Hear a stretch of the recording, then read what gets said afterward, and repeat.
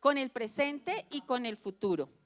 La comida hoy está teniendo un papel muy, pero muy importante y tiene un papel muy relevante y relacionado con el placer y con esa experiencia, como les había contado. Entonces, para nosotros es muy importante invitarlos hoy a que ustedes centralicen, ¿sí?, ese placer en otros elementos de la experiencia, que no dependan específicamente ni del exceso de uso de alimentos, ni del volumen, ni del gasto. Es muy importante que empecemos a integrar estas disciplinas de food design y de gastroperformance a nuestras prácticas para que podamos atender con pertinencia estos llamados.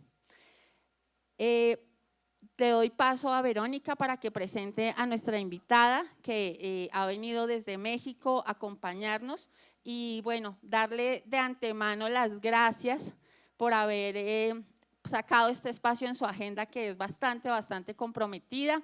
A los que nos están viendo en la transmisión por YouTube, que están conectados, bueno, tenemos el placer de tener hoy acá en Ariandina a Natalie Restrepo.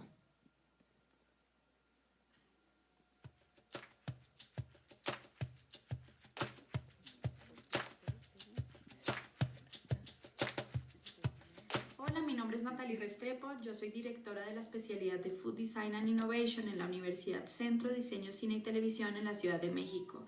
Este 22 al 24 de septiembre estaré acompañándolos en Bogotá como invitada del Festival Gastro Think Tank, el Festival Internacional de Gastroperformance y Food Design, Art Food Tech, organizado por la Facultad de Diseño, Comunicación y Bellas Artes de Ariandina. Estaré acompañándolos en 2 ocasiones. La primera, vamos a tener una conferencia donde vamos a hablar sobre la educación transdisciplinaria para generar estrategias de innovación responsables para la industria de alimentos. Y en segundo lugar, vamos a tener un taller donde vamos a trabajar diferentes herramientas de diseño para crear experiencias gastronómicas centradas en las personas. Los espero en este festival para que todos juntos sigamos construyendo desde los alimentos conexiones interdisciplinarias para todos y para todas.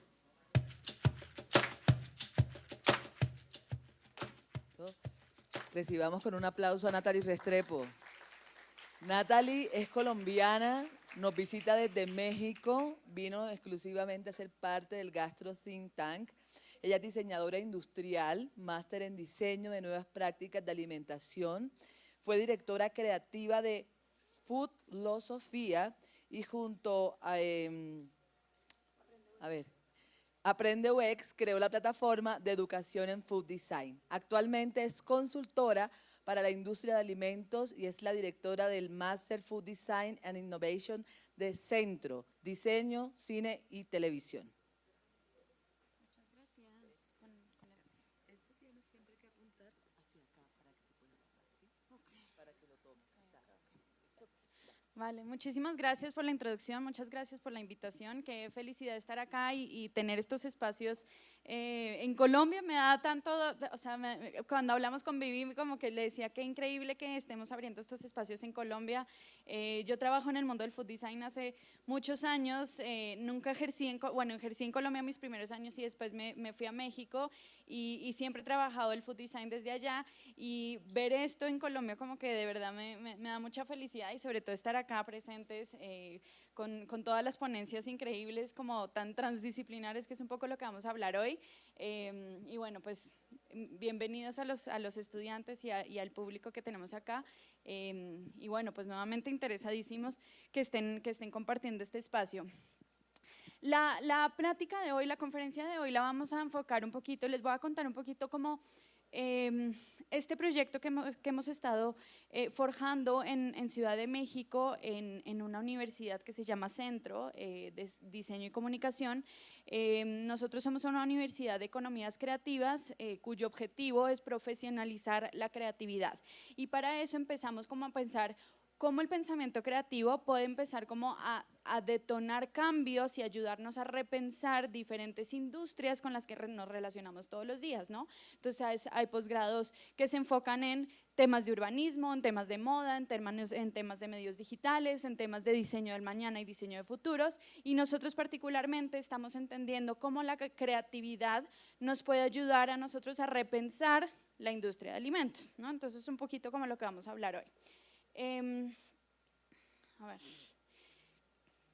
Quiero empezar un poquito como con este abrebocas, un poco de 4 puntos que para mí han sido como relevantes en entender por qué la comida y el mundo de la comida merece ser estudiada por una disciplina como el diseño, ¿no? Esto es como procesos que yo he tenido mentalmente, decir, bueno, o sea, ¿por qué no es un arquitecto trabajando con comida? ¿O por qué no es un diseñador industrial que trabaja con comida, ¿no? Y decidimos crearle toda una disciplina que se llama Food Design, y por qué merece ser una disciplina que se enfoca específicamente en comida.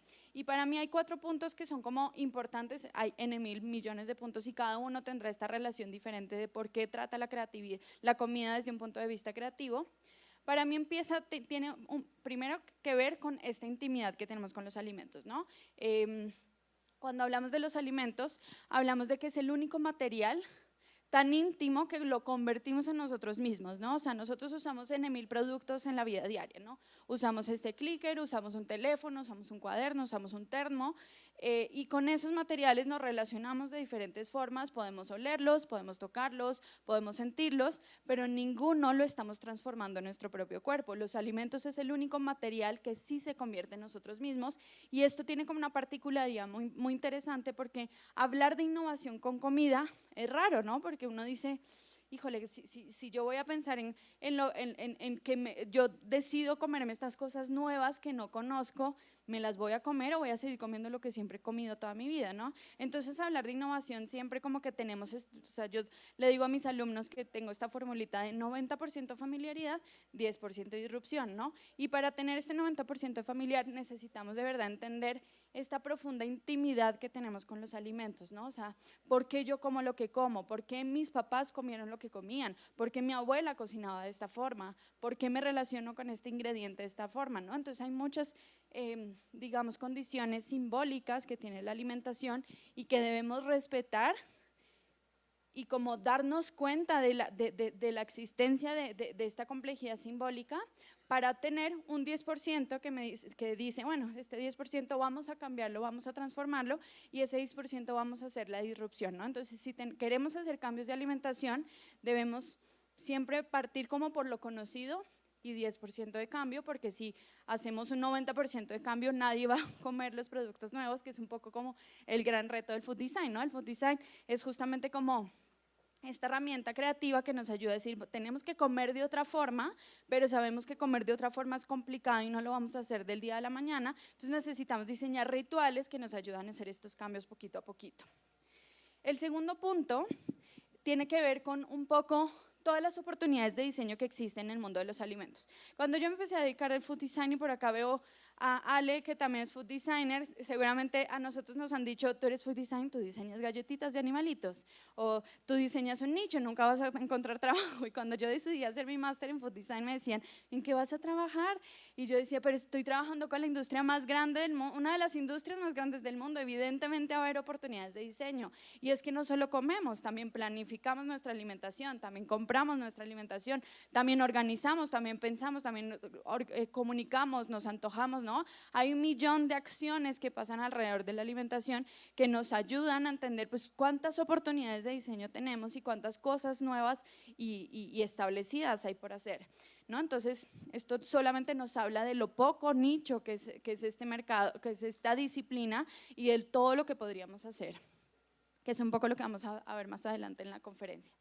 Y además, pues la alimentación, como lo vimos en la primera conferencia, donde hablaban como de esta idea de la biodiversidad, de todas las disciplinas que estaban siendo parte de ese panel, ¿no? Teníamos biólogos, teníamos diseñadores, teníamos chefs, teníamos agrónomos, ¿no? O sea, teníamos un montón de disciplinas que miraban la alimentación desde diferentes puntos de vista, y evidentemente si uno piensa en toda la cantidad de actores y toda la cantidad de acciones que pasan de una semilla al postconsumo, pues imagínense cuántas personas hay, cuántos sistemas hay por entender, y evidentemente esto merece una disciplina sistémica, o sea, con una mirada sistémica donde podamos entender diferentes variables y podamos respetar y entender cómo las relaciones que existen entre todos estos actores y entre todos estos tomadores de decisiones que existen detrás de lo que nos comemos todos los días.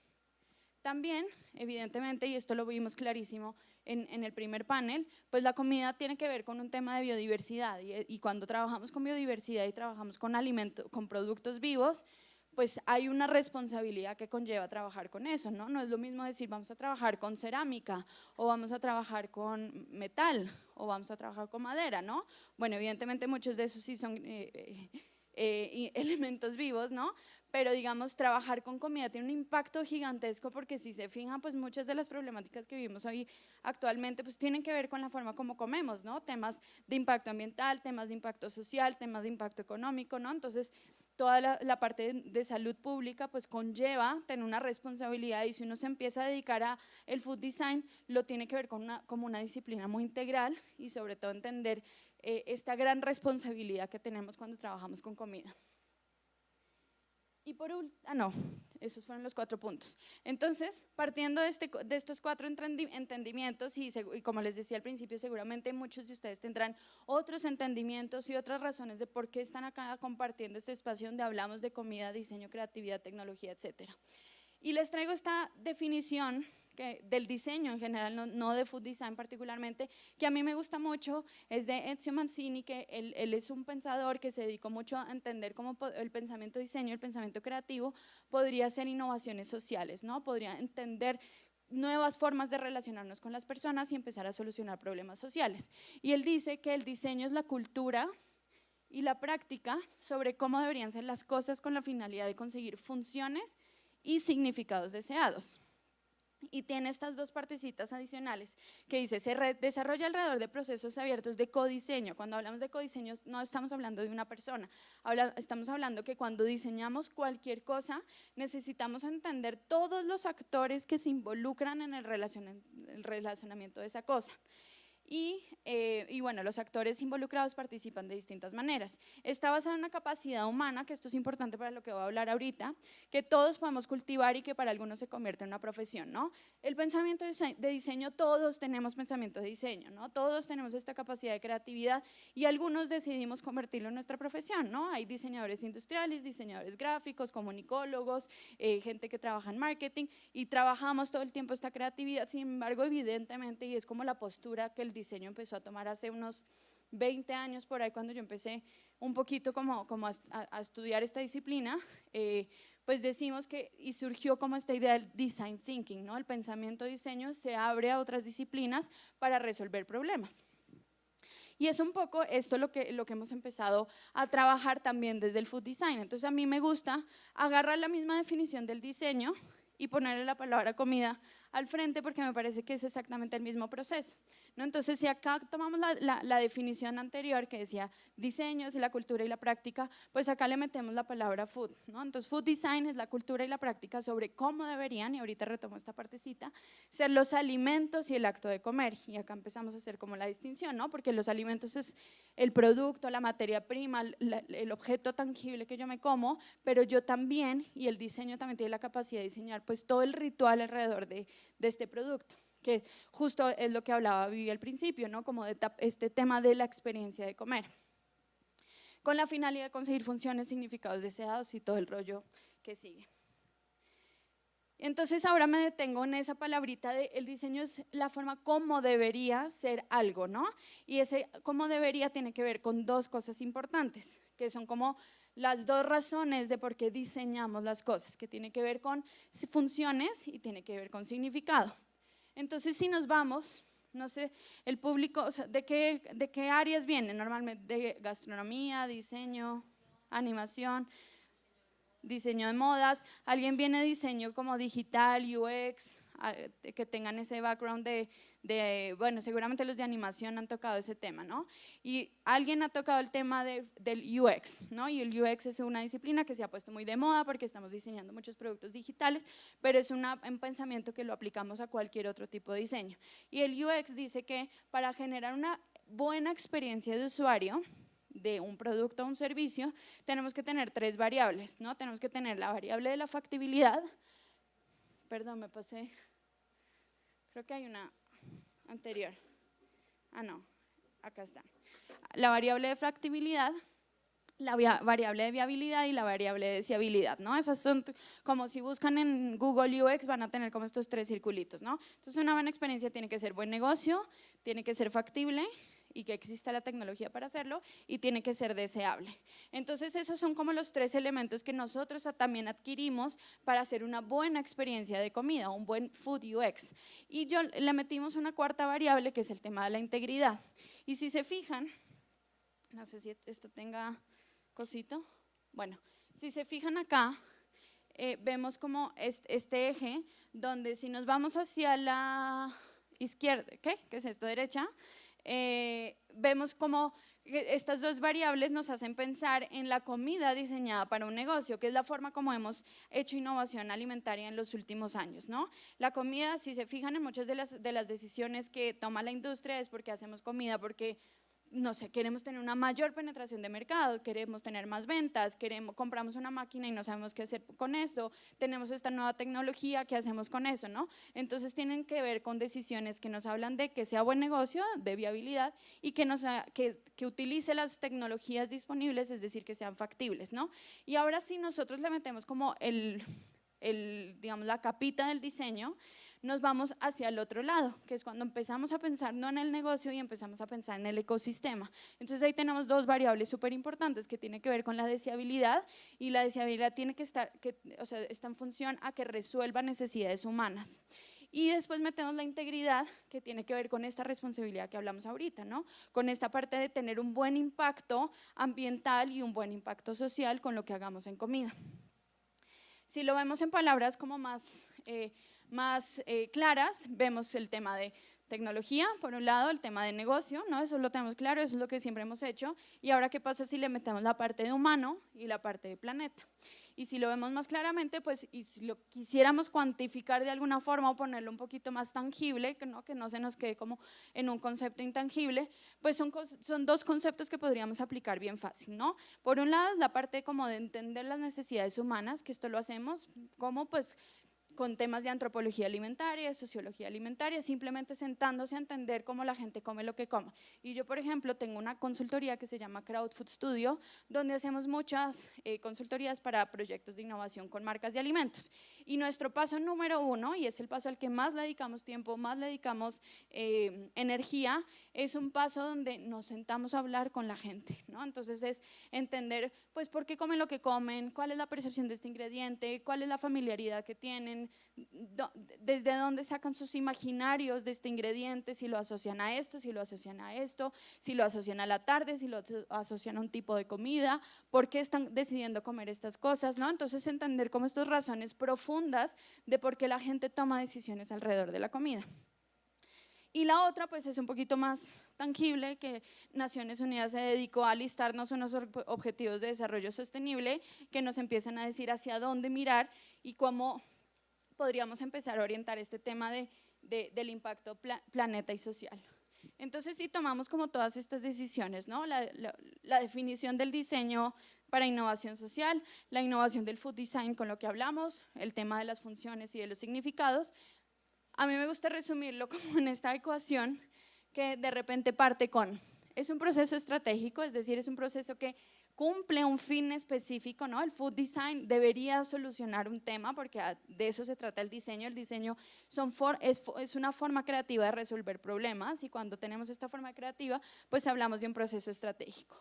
Después, que parte este proceso estratégico y esta razón, este problema que tengo que resolver, tiene que partir de este profundo entendimiento humano entre las personas, el planeta y la comida. Tiene que evidentemente tener nuestras 3 variables del UX, que es deseabilidad, factibilidad y viabilidad, todo enmarcado desde esa perspectiva integral, y esto que nos da pues una scope, ¿no? Como un rango de oportunidades que podríamos hacer desde el diseño, ¿no? O sea, desde diseñar marcas, productos, servicios, modelos de negocio, sistemas que agreguen significado, agreguen función a las personas y al planeta. Entonces acá solamente en esta definición, como para ya entrar al tema de transdisciplinario, pues vemos un montón de disciplinas que están involucradas en esta pequeña ecuación, ¿no? O sea, vemos por un lado diseño estratégico, por otro lado sociología y antropología, por otro lado vemos temas de tecnología, ingeniería, administración de negocios, por otro lado vemos temas de ecología, de psicología, y todo eso pues nos da como una escala gigantesca de cosas que podríamos trabajar, ¿no? Que empezamos a pensarla desde una escala muy micro, de cosas que podemos ver, la etiqueta de un empaque, la marca, el logo, los colores de un producto de comida, hasta evidentemente cosas mucho más sistémicas. Y esto pues nos empieza a hablar de que el food design es una disciplina transdisciplinaria, ¿no? ¿A qué me refiero con transdisciplinaria y no interdisciplinaria? Cuando hablamos de interdisciplinario es como diferentes disciplinas trabajando en un mismo proyecto. Y la transdisciplina es simplemente yo me robo o adquiero conocimiento de otras disciplinas que no son propias mías y empiezo a trabajar bajo esas otras metodologías. Y es un poco lo que estamos queriendo lograr con el diseño, ¿no? El diseño no es para diseñadores. Esto lo empezamos a creer y yo me acuerdo que en la universidad como que batallamos mucho con esta idea de que el design thinking se volvió tan democrático que ahora cualquier persona es diseñador, pero con el tiempo me he dado cuenta que evidentemente sí, ¿no? El diseño simplemente es un lenguaje de comunicación que usamos para comunicarnos entre personas de diferentes disciplinas y evidentemente la comida con su complejidad, entendiendo todas las áreas que trabajan con la comida, empezamos a darnos cuenta que pues que hay formas que tenemos que relacionarnos, ¿no? Para yo hacer un proyecto donde me voy a relacionar con un agrónomo, con un biólogo, con un chef y con un nutricionista, pues es muy difícil porque yo no hablo ninguno de los idiomas y ellos tampoco hablan los otros idiomas, pero probablemente el diseño sí nos pueda dar este lenguaje comunicador donde hablamos desde un punto de vista de creatividad y empezamos a trabajar todos juntos bajo ese mismo lenguaje, ¿no? Entonces tenemos pues 4 áreas importantes que el food design tiene, que es la parte de tecnología, procesos, la parte de sociedad y como de la parte humana, la parte de alimentos y áreas gastronómicas, áreas culinarias y la parte de medio ambiente, ¿no? Y en la mitad tenemos que si hablamos todos estos idiomas empezamos a hablar un poquito más de innovación responsable. ¿Y qué podemos hacer con todas estas áreas trabajando de forma transdisciplinar y sobre todo enmarcadas desde este pensamiento creativo? Pues tenemos diferentes escalas, ¿no? Que es un poco lo que mencionaba ahorita de cosas que podemos hacer con el diseño, ¿no? Y con todas las posibilidades que existen para hacer desde el diseño. Podemos, no sé si conocen esta grafiquita de los 4 órdenes del diseño, que estas 4 órdenes del diseño van desde lo más micro, que empieza por cosas gráficas, ¿no? Cuando uno habla de diseño, la gente siempre dice, no, pues el diseño de la etiqueta, el diseño del packaging, la marca, los colores, la tipografía, etcétera, etcétera. Y evidentemente sí, eso también es diseño. Sin embargo, el pensamiento de diseño también nos ayuda a movernos un poquito más hacia temas complejos y hacia temas más sistémicos y tenemos 3 órdenes más del diseño, donde el segundo orden tiene que ver con productos, el tercer orden tiene que ver con experiencias y el cuarto orden tiene que ver con sistemas, ¿no? Entonces, si lo vemos un poquito como en diferentes ejemplos, pues el primero es un poco lo que nosotros nos imaginamos o lo que antes, probablemente hace unos 3, 4 años, buscábamos en Google Food Design y nos aparecían cosas que tenían que ver con esto, ¿no? Con diseño de packaging, con diseño de presentación de platillos, etcétera, etcétera. Después tenemos que empezamos también a diseñar los productos comestibles, ¿no? Entonces, el producto, digamos, la comida no solamente se diseña desde su aspecto físico, desde su textura, desde sus colores, ¿no? Como estas características organolépticas, que normalmente es como lo que trabajamos en áreas culinarias, sino que un producto de comida también yo podría, de la misma forma como diseño una silla y un diseñador industrial diseña un mueble, un carro, pues también podríamos diseñar este producto de comida. Empezamos a ver que también el diseño puede ser interacción, ¿no? Que empiezan a ver todos estos rituales de comer que yo estoy diseñando y justo como lo que nos hablaban de Sanssouci, sí, es un tema de generar un ritual sobre el cual voy a empezar a crear conversaciones, ¿no? Y la comida, las experiencias gastronómicas, los restaurantes, es eso, ¿no? A través de una experiencia que involucra sentidos, pues yo empiezo a detonar diferentes conversaciones. Y finalmente, pues pueden ser sistemas, ¿no? Que es cuando ya empezamos a ver modelos de negocio que empiezan a tener innovaciones alimentarias, cuando empezamos a trabajar con temas de salud pública, temas de agronomía, temas de agricultura, etcétera, etcétera. Ahí. me pasé uno. Y estos 4 alcances, digamos, o sea, estos 4 órdenes del diseño, es un poco lo que tratamos nosotros de trabajar en la especialidad de Food Design, ¿no? Como les decía, Centro es una universidad de profesionalización de la creatividad que nos ayuda a repensar diferentes industrias, y esto es una de las industrias que estamos trabajando, y obviamente para generar soluciones en una industria de alimentos, pues tenemos que pensar en diferentes escalas, ¿no? Y por eso nuestra especialidad un poco la dividimos en estos, digamos, 3 temáticas, ¿no? Eso es una especialidad de 3 módulos, donde cada uno de los módulos trabajamos en diferentes escalas de la alimentación. Partimos primero por una escala micro de diseñar el objeto comestible y todo lo que conlleva un uso de un objeto de comida. En el segundo módulo trabajamos la parte de experiencias gastronómicas y los rituales de alimentación, y en el tercero nos vamos a diseñar modelos de negocio de alto impacto, ¿no? Y este alto impacto es justamente como esta bolita que les mencionaba, como de la integridad. Entonces acá les quisiera contar 3 proyectos que hemos hecho. Nuestra especialidad tiene una generación que acaba de terminar hace 2 semanas, entonces son los proyectos que hicimos apenas con la primera generación, pero que fue como una experimentación bien bonita porque es una especialidad de diseño dentro de una universidad de diseño que está abierta a perfiles que no son diseñadores, ¿no? Entonces yo tengo perfiles justamente de las 4 áreas que les mostraba. Tengo perfiles que vienen de agronomía, tengo perfiles que vienen de áreas científicas como nutrición, ingeniería química, ingeniería de alimentos, pero también tengo perfiles que vienen de áreas humanas como sociología, antropología, psicología, y también tengo perfiles que vienen de áreas culinarias, gente que ha estudiado gastronomía, que han estudiado turismo, que han estudiado, ¿cómo se llama?, administración de restaurantes, de bares, y evidentemente pues también tengo varios perfiles que vienen de áreas creativas como marketing, comunicación, diseño gráfico, diseño industrial, arquitectura, etcétera. Y ha sido bien interesante porque un poco como nuestro objetivo ha sido hacer como proyectos muy transdisciplinares, ¿no? O sea, siempre los proyectos tienen diferentes perfiles que trabajan sobre una misma temática y los resultados han sido bien interesantes.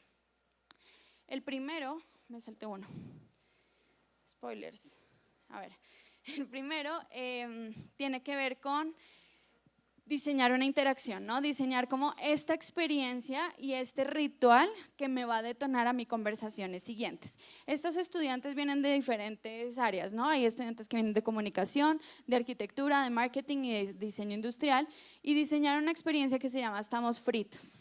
Estamos Fritos es una instalación que hicieron para un espacio de arte, una galería de arte. Y lo hicieron justamente en una instalación comestible para abrir conversaciones sobre los diversos futuros de la alimentación, futuros distópicos y futuros utópicos. Y lo que hicieron fue justamente empezar perdón, tengo que orientarle acá. Ya.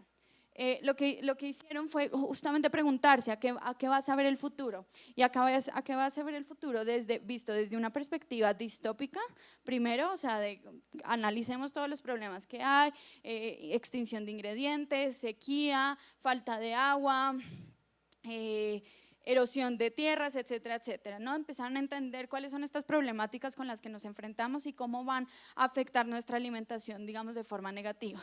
Y después dijeron, pues no nos quedemos con este futuro distópico, ¿no? Porque cuando uno hace diseño de futuros nunca hay un futuro, ¿no? Siempre listamos diferentes escenarios en función a diferentes variables y uno decide un poquito en función a las variables que existen y cuáles les parecen más coherentes, hacia qué futuro uno se quiere ir, ¿no? Entonces también diseñaron y prospectaron este futuro utópico, y este futuro utópico era como este momento esperanzador, ¿no? Donde decían, no queremos que la gente venga a este espacio, a esta galería de arte y diga, nos vamos a morir, se acabó el mundo, sino, ok, nos vamos a morir probablemente, se va a acabar el mundo próximamente, pero ¿qué pasa después? ¿O qué alternativas tenemos para que estos últimos años empecemos a sobrellevar la cosa, ¿no? Y empezar justamente como a detonar estos cambios en el presente. Entonces hicieron pues todo un ritual, ¿no? O sea, era una exhibición de 3, 4 estaciones donde cada parte tenía como una instalación diferente. Prototiparon una de estas instalaciones que era el futuro utópico, ¿no? Era, ok, sabemos que estos ingredientes ya no van a existir, sabemos que la sequía y la falta de agua va a implicar y va a tener como esta influencia específicamente en los ingredientes que consumimos todo el día. ¿cómo podríamos diseñar el taco del futuro? Entonces diseñaron esta instalación donde crearon un jardín de quelites. Los quelites son como, a ver, mis amigas mexicanas podrían explicar un poquito qué son los quelites, contarnos o no. Ajá. Sí, en general de México, los que son como las verdolagas, como cosas que crecen así en la maleza. Sí, exacto, exacto, la huasca, como hojas que crecen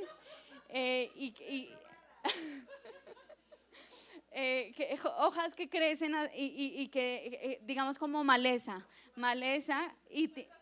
exacto, encuentras en todos los lados y que han empezado, justo, y han empezado a tener como un valor simbólico, nutricionalmente, tradicionalmente tienen un valor interesante en las dietas, pues porque es algo que se encuentra en todo el tiempo, todo el año, en cualquier población. Entonces así, para darte como de las dietas y de muchas recetas mexicanas. Sin embargo, se están perdiendo y como que la gente ya no las usa porque tiene como esta percepción medio negativa. Entonces ellos dijeron, probablemente las verdolagas o estos quelites empiecen a tener como un rol un poco más importante en esta dieta. Y lo que hicieron fue justamente como crear este jardín hecho de gelatina transparente para justamente ver las raíces de estos quelites. A ver, era esto, y la gente tenía que ir a cortar, digamos, a cosechar falsamente sus quelites para armarse sus tacos veganos hechos de hojas con una tortilla hecha a base de proteína de grillos. Y la idea era empezar, pues decir, pues qué pasa si el guacamole ya no existe, porque el aguacate es justamente uno de los ingredientes que probablemente está en extinción. Entonces diseñamos otro guacamole sin aguacate, ¿no? Entonces usaron pepita de calabaza y usaron diferentes ingredientes justamente para poder tener este saborcito y esta cremosidad, para humectar, digamos, el taco y mojarlo con esta salsa. Entonces la idea era que lo plantearon como desde esta perspectiva un poquito de emergencia, ¿no? Entonces el guacamole lo estaban sirviendo como en estas cositas de suero, iba goteando poco a poco este guacamole sobre los tacos que los visitantes de esta galería se iban sirviendo, ¿no? Entonces esto, digamos, esta instalación fue la que prototiparon, pero conceptualmente también prototiparon la anterior, ¿no? Que era este momento crítico, donde pues todo iba a suceder mal, ¿no? Entonces, ¿qué pasa si empezamos a cambiar nuestra dieta y empezamos a plantear estos productos conceptuales de cómo deberían evolucionar nuestras dietas, partiendo de un entendimiento de estas problemáticas ambientales? Otro proyecto que tiene que ver con otra escala de productos, o sea, digamos, este fue nuestro tercer orden del diseño, que es diseñar experiencias, pero también trabajamos en otro orden, que es el segundo orden, que es diseñar productos de comida.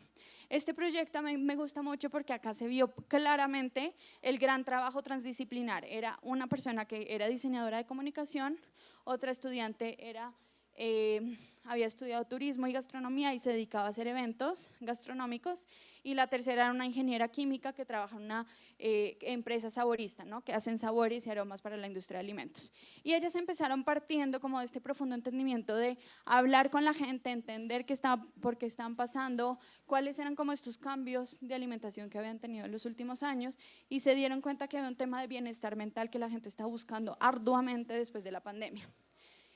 Este bienestar mental tenía que ver mucho con el burnout de trabajo, con que la gente ya no estaba teniendo como estos límites entre trabajo, vida personal, vida familiar, y están buscando desesperadamente como estos momentos digamos, como de hedonismo individual, ¿no? Donde yo me quiero consentir, me quiero sentir bien, no quiero gastarle mucho tiempo, pero quiero tener como estos rituales convenientes y estos rituales que de alguna forma me den paz. Y empezaron a trabajar con ingredientes funcionales, ¿no? Que son los adaptógenos.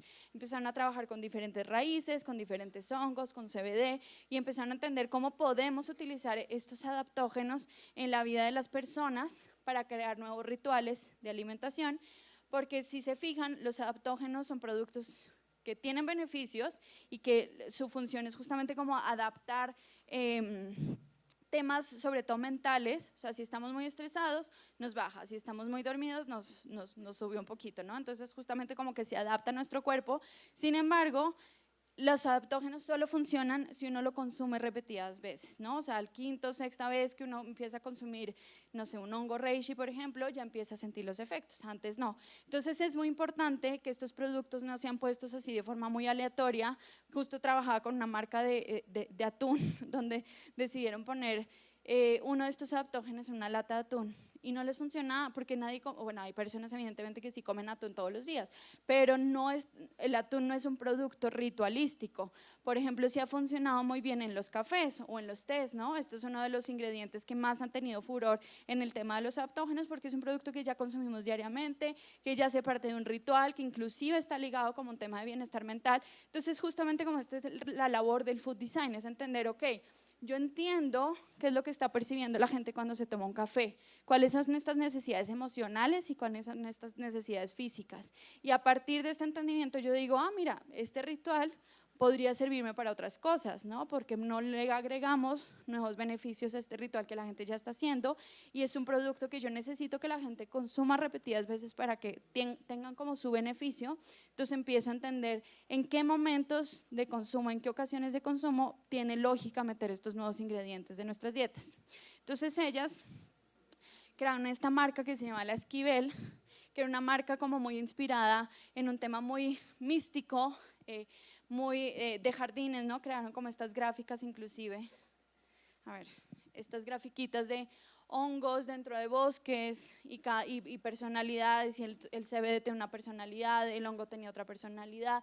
Entonces crean como este universo muy místico, muy de realismo mágico, justamente inspirado en Laura Esquivel, autora de Realismo Mágico, y crearon estos productos, estos chocolates, era una serie de 3 chocolates, cada uno tenía como una función distinta, con un universo visual distinto, y empezaron a trabajar no solamente en el diseño del producto, sino también en el ecosistema de este producto, ¿no? Como era una marca que promovía un poco el tema del bienestar mental, necesitaba fuerzas que toda la cadena productiva pues también promoviera el bienestar integral de todos los actores que se iban a involucrar.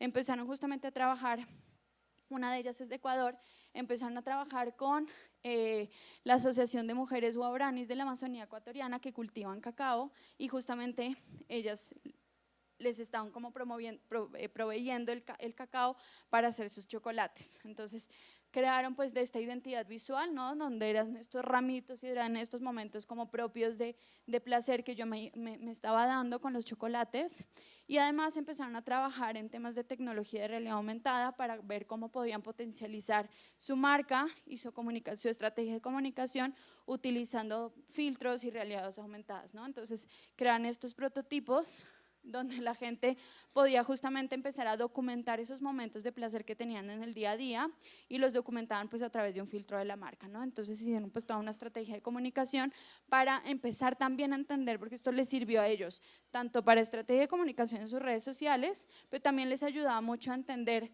cuáles eran estos momentos que la gente estaba percibiendo de confort en su vida, ¿no? Entonces era como un tema de un estudio etnográfico hecho justamente por los mismos usuarios. Y el último proyecto tiene que ver más con un tema de análisis sistémico, ¿no? Y estas estudiantes pues también muy transdisciplinares, aunque muchos del mundo creativo, ¿no? Acá teníamos una diseñadora gráfica, alguien que trabaja en marketing, una ingeniera química y una diseñadora que trabaja justamente haciendo productos digitales de bancos particularmente.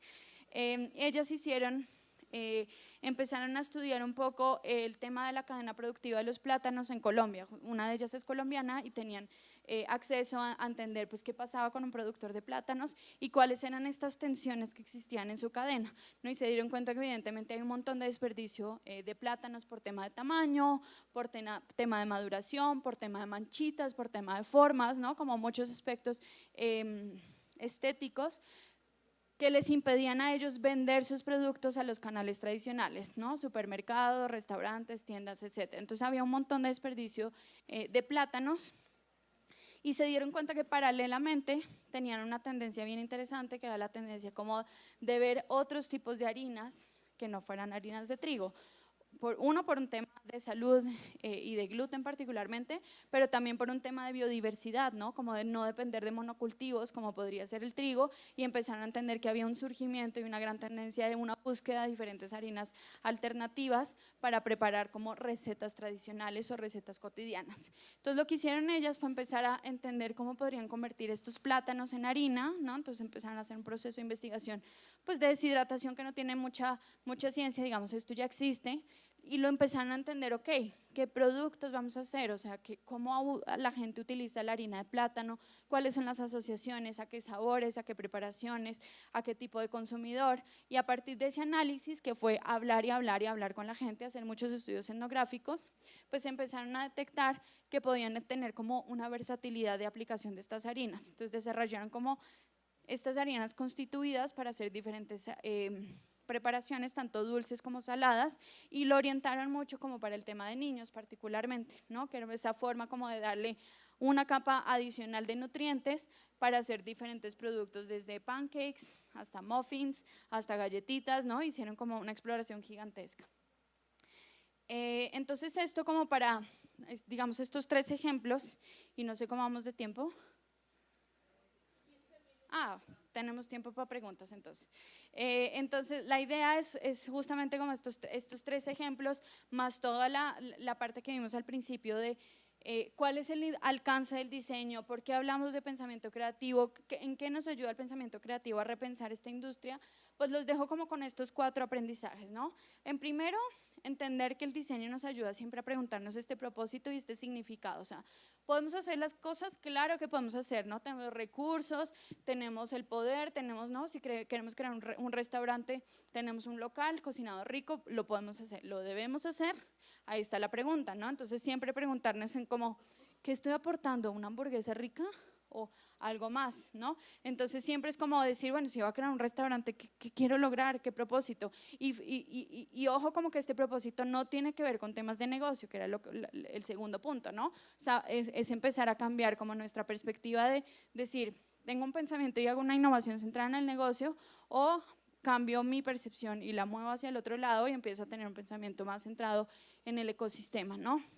Y cuando hablamos de ecosistema, nos habla de que este propósito, pues evidentemente no tiene que ver con negocio, ¿no? Tiene que ver con este significado y esta función que estamos agregando a la vida de las personas. Por otro lado, pues entendemos que la gastronomía, pues no solo son platillos, o no solo son etiquetas, o no solo son packaging, ¿no? Vimos un montón de alcances diferentes que tenían que ver con estas 4 órdenes del diseño, de símbolos a sistemas, y podemos tener diferentes implicaciones y que no siempre tenemos que pensar en justo lo último que va a ver el consumidor final, ¿no? La experiencia gastronómica, el producto final, el platillo, ¿no? Recetas, ingredientes, sino que el diseño también tiene unas implicaciones antes de que el producto llegue a nuestras mesas, y podemos hacer pues oportunidades de diseño bien interesantes. Y finalmente, pues el pensamiento de diseño, si bien es una disciplina y algunos nos dedicamos a esto y es un tema de una profesión que dedicamos a hacer, pues es un pensamiento que todos tenemos y que se convierte justamente como en este lenguaje de comunicación que utilizamos cuando nos acercamos a temáticas donde hay a temáticas complejas, sobre todo como la alimentación, donde hay muchas personas justamente trabajando sobre este tema, ¿no? Alimentación vimos nutriólogos, ingenieros de alimentos, biólogos, etcétera, etcétera, y que el diseño simplemente se convierte como en este lenguaje comunicador que nos ayuda a trabajar de forma transdisciplinaria y creativa. Vale, pues muchísimas gracias. Sí. Natalie, gracias. Sí. Bueno, tenemos todavía un tiempito para algunas preguntas del público, así que pues levantan la mano el que tenga alguna. Les iba a decir antes de que se me olvide, si alguien está interesado en conocer el programa de la especialidad, pueden escanear ese código para ver más info. Yo tengo una pregunta rapidita. Natalie, muchísimas gracias, súper interesante. Lo que estoy viendo también como una, no sé si ustedes lo estudian o lo ponen en primer plano, esta decolonización del alimento, ¿no? Ajá. Eso que dijiste de que están viendo productos, ¿no? Que las hierbas que crecen y cómo las utilizamos y todo eso. Y yo siento que es algo que en Latinoamérica finalmente nos estamos viendo a nosotros mismos y lo que tenemos, ¿no? Sí. Y finalmente podemos decir, bueno, Europa, Estados Unidos, lo hago entre comillas, el primer mundo tiene mucho que aprender de nosotros. Entonces, lo que veo en tu trabajo, en lo que hacen tus estudiantes es recuperar lo que hemos dejado de ver en México, ¿no? Por Priorización. Gracias. Uy, aquí tengo translators. Entonces, Sí, no sé. sí.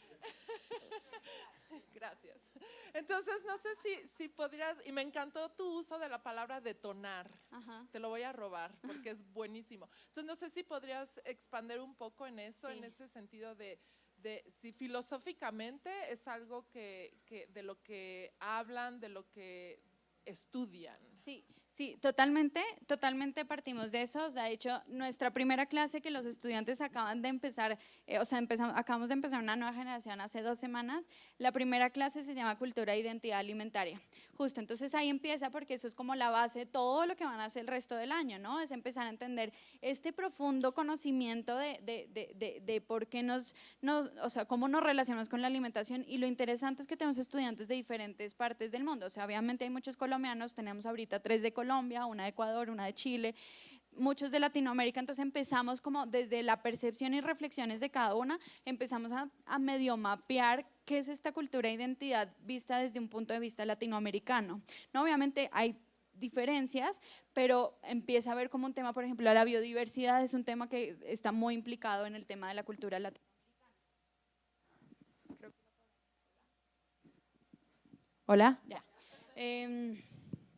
Y algo interesante es que, digamos, esta decolonización, hay diferentes formas de verla, hay diferentes razones de por qué está sucediendo. Evidentemente, por un lado, es esta parte como social de la cultura, pero siento que hay otras razones que empiezan a forzarnos también a vernos a nosotros mismos, ¿no? O sea, obviamente temas de impacto ambiental, ¿no? Sostenibilidad, pues no es sostenible ver monocultivos, o sea, y porque muchos de los ingredientes pues tienen que ver con dietas colonizantes, ¿no? O sea, el trigo, inclusive el maíz o el jarabe de maíz y todos los subproductos del maíz, esas cosas tienen que ver mucho con este tipo de dietas.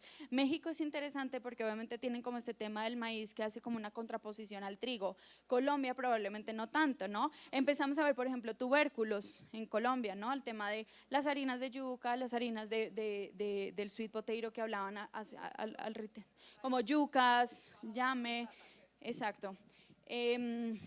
Entonces siento que esa es como una razón práctica también de que nos forza como a ver, a decolonizar como este tipo de dietas, ¿no? Y algo interesante es que hace poquito, hace como 1 año, más o menos 2 años, salió un reporte de NOR que hizo de los 50 ingredientes del futuro, teniendo en cuenta ingredientes pues, que no usaban tanta agua, que eran aptos como a cambios climáticos y a cambios extremos, a temperaturas extremas, tanto de calor como de inundaciones. Y muchos de los ingredientes, yo creo que por ahí el 80% de los ingredientes son mexicanos. Entonces, es bien interesante, o sea, empiezan a ver, pues, y latinoamericanos, andinos también, muchos tubérculos, por ejemplo, los tubérculos es uno de los ingredientes que deberíamos empezar a ver, flor de calabaza, semillas, chía, quinoa, todos estos empiezan pues a ser muy relevantes, algas, evidentemente también hongos. Y algo que estamos trabajando en este semestre es que justamente el proyecto de diseño de objetos comestibles lo empezamos con un tema de biodiversidad, ¿no? Justamente analizamos ingredientes biodiversos desde la localidad de cada uno de los estudiantes, o sea, si estaban en Colombia, pues analizaban temas de Colombia, si estaban en Chile, si estaban en México, en el norte, tenemos una de Miami.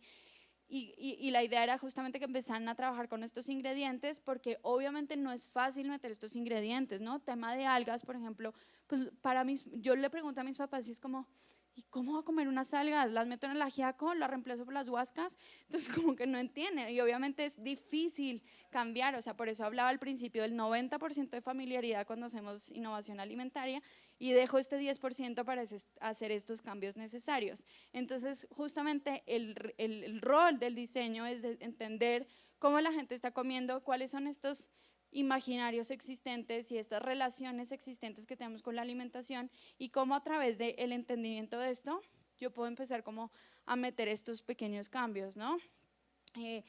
Hacíamos justo un proyecto con mi agencia para una marca de algas en España que quería desarrollar ayudas culinarias, ¿no? Como sazonadores, aderezos, salsas, etcétera.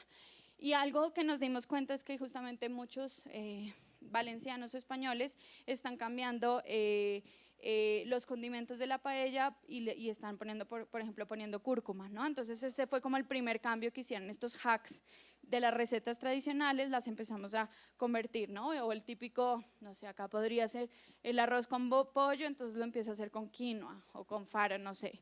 Entonces estos pequeños hacks que ya están sucediendo y que de hecho TikTok está lleno de estas pequeñas alternativas, nos empiezan a decir un montón de cosas, ¿no? De decir, o sea, ya estamos cambiando, estamos haciendo estos pequeños hacks y, por ejemplo, estos consumidores que decidieron cambiar el azafrán o que decidieron cambiar el condimento de paella por cúrcuma, entonces ahora ya tienen la cúrcuma en su despensa y ya están no sé, haciendo huevos con cúrcuma o le están poniendo cúrcuma a su té o cúrcuma al arroz, ¿no? Entonces ya se empieza a volver como un poquito más habitual. Entonces el reto más grande del tema de biodiversidad local y de decolonización es como ver cómo todos estos ingredientes que probablemente no usamos en los últimos años y ni tenemos en nuestras despensas, empiezan a tomar otra vez lugar en nuestras despensas, pero justamente diseñando estos rituales de cómo voy a meter estos ingredientes nuevamente. Hola Natalie. Hola Ale. Felicidades, muy linda la ponencia, muy interesante. Yo tengo dos preguntas. La primera es, ¿cómo está la industria alimentaria en México acogiéndonos a nosotros como food designers y cuál es, digamos, la posición de estas grandes empresas alrededor de esto?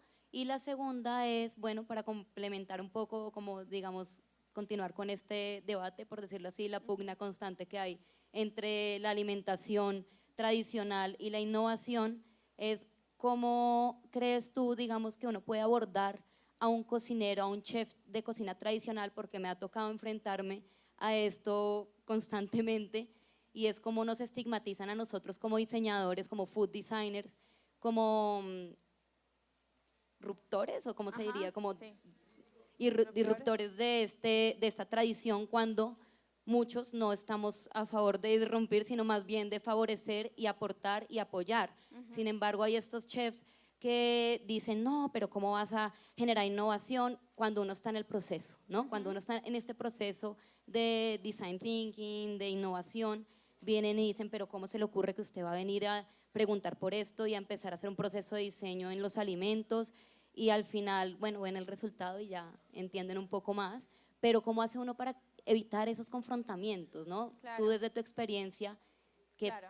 ¿cómo podría ser? Y lo de la industria, ¿no? Sí, súper. La primera pregunta es si el rol del food designer empieza a ser como un cargo, digamos, en empresas de innovación. Es difícil, o sea no es como que vamos a meternos a LinkedIn y vamos a ver una oferta de trabajo de food designer para Nestlé, probablemente sí, pero empieza a ser, sobre todo porque los equipos de innovación de estas empresas empiezan a ser mucho más interdisciplinares, ¿no? Entonces antes la innovación en la industria normalmente viene de dos lados, ¿no? O es el equipo de marketing dándose cuenta de esta tendencia, que esta marca está haciendo y de esta oportunidad del mercado, o es el equipo de I+D o de R&D o de investigación y desarrollo dándose cuenta de, diseñamos esta tecnología, compramos esta máquina, tenemos que hacer esta optimización de proceso o esta nueva textura de leche o lo que sea, y miramos a ver cómo la aplicamos, ¿no? Entonces eran como dos partes, o sea, yo llevo trabajando con la industria no sé, 7 años y siempre los proyectos vienen de esas 2 áreas. Y ahora lo que he empezado a ver, que ya lleva varios añitos siendo eso, es que hay muchas empresas que ahora ya están teniendo como los equipos de innovación interdisciplinares, ¿no? Entonces meten gente de marketing, meten gente de I+D, meten gente de insights, meten gente de comercial, justamente para que la innovación venga de todos los ángulos y podamos tener como este pensamiento un poquito más holístico. Entonces, en ese sentido, cuando ya se piensa la innovación como una cosa mucho más integral entre diferentes áreas de las empresas, pues un diseñador ya tiene mucho más sentido, ¿no? Porque justamente el diseñador pues habla un lenguaje transdisciplinar, ¿no? O sea, yo tenía un profesor que decía, los diseñadores sabemos de todo y de nada al mismo tiempo. O sea, para diseñar un carro pues tienes que saber de aerodinámica, de materiales, de no sé qué, no sé qué, no sé qué, pero pues no eres experto en ninguna de esas, ¿no? Para diseñar comida igual, tienes que saber de cocina, tienes que saber de sociología, tienes que saber de nutrición y tienes que saber de ingeniería de alimentos. No somos ninguno de esos, pero medio como que le hablamos el idioma. Entonces justamente yo creo que el poder hablar un idioma y entender, por ejemplo, comunicarme yo con una ingeniera de químico y entender de alguna forma qué está diciendo y entender que lo que yo estoy planteando pueda ser factible desde su punto de vista, pues me ayuda justamente a empezar como a meterme dentro de esos procesos de innovación de las empresas. Entonces siento que cada vez más ya hay varias empresas multinacionales, PepsiCo por ejemplo es una de ellas, Nestlé también es una de ellas, que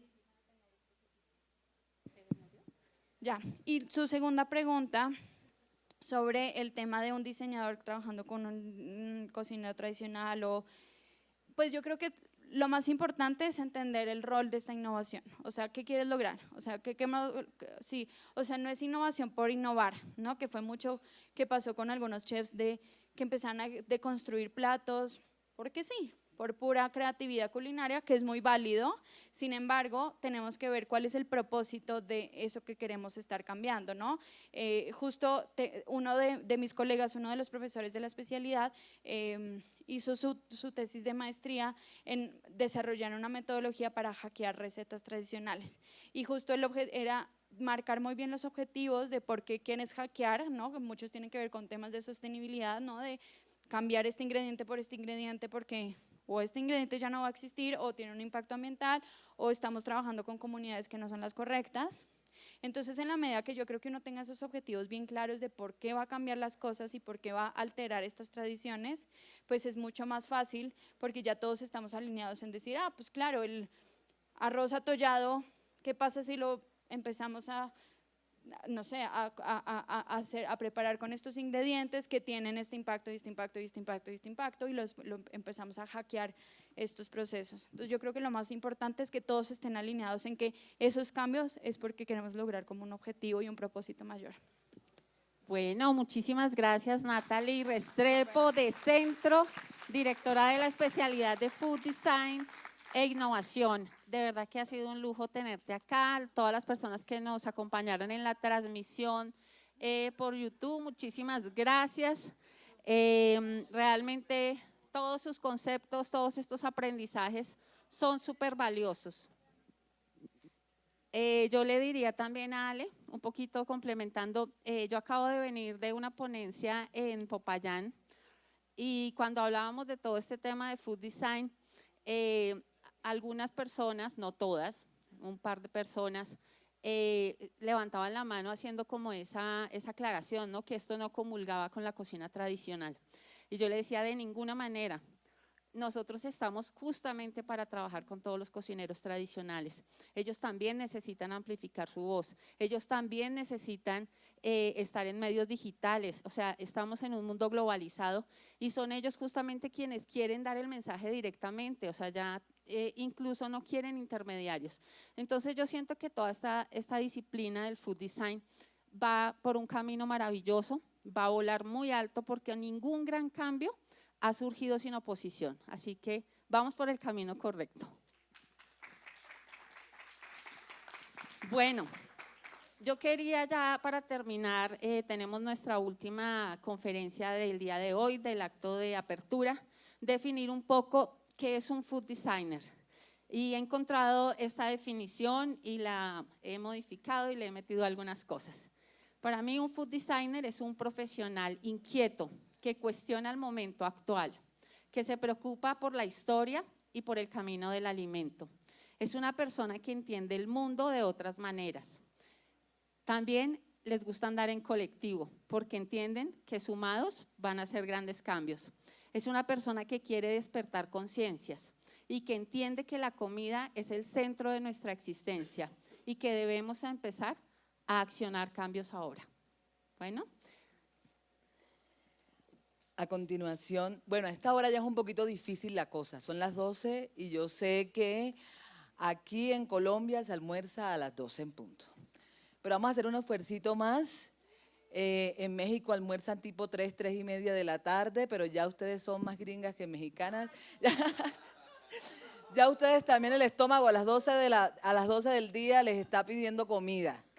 Pero vamos a hacer todos un esfuerzo más por seguir esta conversación maravillosa en la que hemos venido toda la mañana, donde hemos hablado de performance, de videodanza y otras tantas cosas más que de verdad transversalizan el arte y todas las disciplinas que hacen parte de la Facultad de Diseño, Comunicación y Bellas Artes. A continuación, los vamos a dejar con el panel, con la presentación del libro Performance in the Zócalo de Ana Martínez, nuestra invitada de la Universidad de Texas.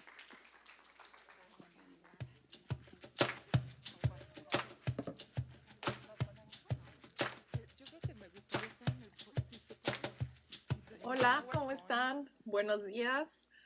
Mi nombre es Ana Martínez y soy académica de teatro y profesora en Texas State University.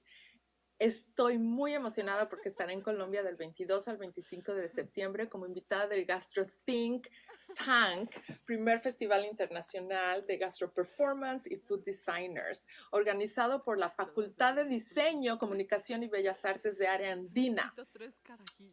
Voy a estar acompañándolos con 2 paneles y una presentación de mi libro, Performance en el Zócalo. Los invito a participar activamente en este súper festival y a continuar construyendo en colectivo desde el arte, performance, investigación.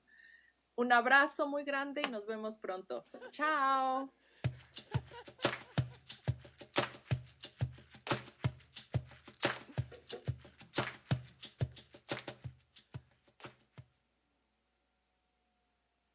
¿Acá me oyen con este? ¿Sí? Sí.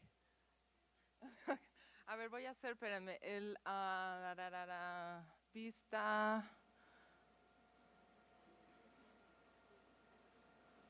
Ay, es que no sé acá. Bueno, no, así lo dejo. Está.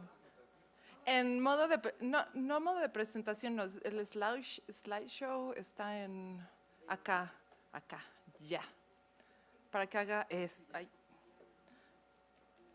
¿Y por qué se fue a...? Ah, es que el micrófono está acá. Ahí ya.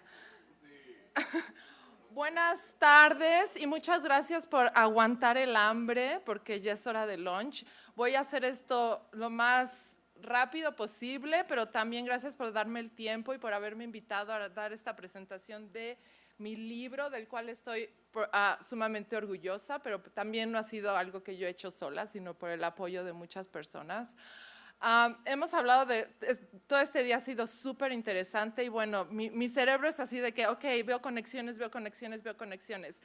Y ustedes se preguntarán, ¿y ahora por qué nos va a hablar del Zócalo?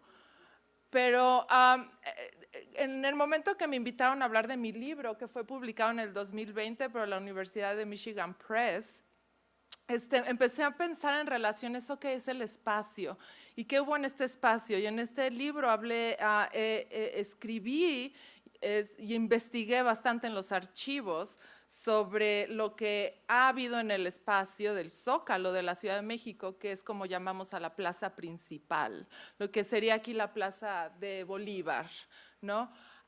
Entonces, la conexión que vi es que durante muchos años, durante muchos siglos, lo que había ahí eran mercados de comida y la ciudad se abastecía del Zócalo y no nada más la ciudad, sino cuando éramos una colonia, la colonia en las Américas, muchos de los productos pasaban por México, por el Zócalo y se distribuían a las diferentes colonias en las Américas. En fin, esa fue como la conexión que vi. Dije, bueno, a lo mejor puedo pensar en cómo hablar de mi libro en este ¿cómo se llama? Marco de esta conferencia. Ahora, lo que yo he visto también es que los diseñadores, tengo un background, mi primera licenciatura es en arquitectura, entonces vengo del mundo del diseño, ¿no? Y después hice diseño para teatro, y de ahí me volví una historiadora de teatro. Entonces también mi camino ha sido por varios caminos, ¿no? Que se han interseccionado, perdón por mi pochismo. Pero, y el resultado fue este libro, ¿no? Porque mi ojo como diseñadora, como arquitecta, como historiadora de teatro, de performance, etcétera, fue lo que hice, nació de mi maestría, disertación de mi doctorado en City University of New York, en estudios de teatro. Bueno, ahora acá el último comentario del panel fue de que si vemos al futuro tenemos que ver al pasado, y yo como historiadora, bueno, eso es lo que hago, ¿no? Voy a los archivos y veo qué ha pasado en los espacios. Entonces les voy a platicar un poquito del libro. Acá traigo una copia, espero que la biblioteca de la Universidad Ariandina tenga una copia para que lo lean. Hay copia ebook también, lo pueden descargar, etcétera. Bueno, el título es en inglés, Performance en el Zócalo, Constructing History, Race and Identity in Mexico Central Square from the Colonial Era to the Present. No pude pensar en un título más largo. Pero bueno, es performance en el Zócalo, entonces cómo en el espacio se ha construido historia, raza, ¿no? Race, es que en la traducción no es muy buena, identidad en la plaza central de la Ciudad de México. ¿Quién ha estado en la Ciudad de México de aquí? Ok, como 5, 10, bueno, a lo mejor ya les da ganas de ir. Es una plaza, hagan de cuenta, 4 plazas bolívares. Ese es el tamaño del Zócalo y es nuestra plaza principal. Entonces les voy a platicar un poquito sobre el libro y por qué se publicó y por qué es importante, ¿no? Bueno, y perdón, primero que nada, muchas gracias, ¿no? Por tenerme aquí. Pero empiezo con esta pintura del Zócalo que es del siglo XVIII. Y lo que veo es una conexión un poco oblicua o sesgada, como decimos en castellano, pero importante con el gastroperformance, ya que en la plaza principal, como les dije, se ha comerciado, vendido, consumido comida y productos agrícolas desde tiempos prehispánicos, ¿no? Entonces, esta idea de vernos a nosotros mismos, ¿qué ha pasado ahí? Al mismo tiempo es un espacio público del performance. Entonces el performance y alimentos y comida ha interactuado durante siglos en este espacio. En este espacio también ha habido conmemoraciones populares, como lo ven aquí en la Plaza Bolívar, ¿no? Conmemoraciones que han sido hechas por el Estado, pero también ha habido grupos que han hecho performances o meetings, ¿no? Performances que desafían o que cuestionan lo que el Estado impone. Entonces veo esta similitud, gracias, traductora, con la Plaza Bolívar. Y bueno, la idea rápido de mi presentación del libro es que espero que sea un ejemplo, y esta fue la idea del libro, ¿no? La Universidad de Michigan Press lo publicó y el argumento es que, bueno, puede ser un modelo para poder estudiar y pensar en otras plazas públicas, ¿no? Entonces, la idea es que a lo mejor cuando se vayan al lunch, que ahorita ya me ven cara de torta, ¿no? Porque tienen hambre. La idea es que a lo mejor piensen, ok, ¿cómo podemos estudiar nuestras plazas públicas y qué relación tienen con el producto que vendemos en ellas, ¿no? Entonces puede ser como modelo metodológico para otros espacios públicos. Mi objetivo además es contarles sobre mi libro a crear un espacio físico y mental para pensar en los lugares donde se produce, consume y comercia comida y productos agrícolas. Estos espacios, argumento, son lugares performativos, no son contenedores neutrales, sino que interactúan con la comida. Vendedores y proveedores actúan y se transforman a través de procesos gastronómicos, sobre todo en espacios públicos como los mercados, que son universos únicos y multifacéticos con identidades y simbolismos múltiples. Entonces, es la idea principal y que a lo mejor podemos pensar es cómo interactúa algo como el gastroperformance o performance aquí en Bogotá, ¿no? ¿Cómo cambia, cómo estamos cambiando el espacio público? Vero me dice que es un evento que ya es de la ciudad. Bueno, entonces, ¿cómo el performance, cómo en un futuro puede cambiar a la ciudad o darle un nuevo simbolismo? ¿No? Entonces, eso es algo que, ¿no? Para viendo hacia el futuro, pero viendo al pasado también. Entonces, en México, no sé si acá ustedes también, a las plazas principales, a los mercados donde se vende comida y productos comestibles, los llamamos plaza, ¿no? Entonces, ir a la plaza es ir al mercado. No sé si aquí lo tienen también. Y esa relación, cuando empecé a investigar para mi libro, digo, ok, la plaza es el mercado es la plaza, ¿no? Entonces, ¿cómo podemos hacer esa interacción? Con mi colega Navaer ya estamos pensando, una videodanza, mercados, plaza, comida, ¿no? Entonces, buscar esas similitudes. Ahora, les voy a describir rápido de qué es el libro, de qué se trata, por qué me dediqué años en escribirlo, por qué, ¿no? Su importancia y ver breves descripciones de los capítulos. Entonces, esta pintura, hablo mucho de ella en el libro, está cuando visiten México, está en el Castillo de Chapultepec, la pueden visitar. Ahora creo que está en una exposición en el Museo de Antropología. Es una pintura anónima, no sabemos quién la pintó del siglo XVIII, pero lo que pueden ver es que ese es el Zócalo en el siglo XVIII y lo que pueden ver es que es un espacio sumamente activo. Ahí no tengo un pointer, pero… ¿Y cómo sirve? ¿Está? No, quiero así.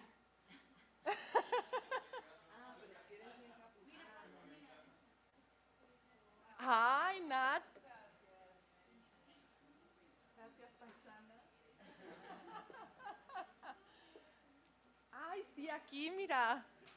Bueno, acá teníamos 3 mercados, ¿no?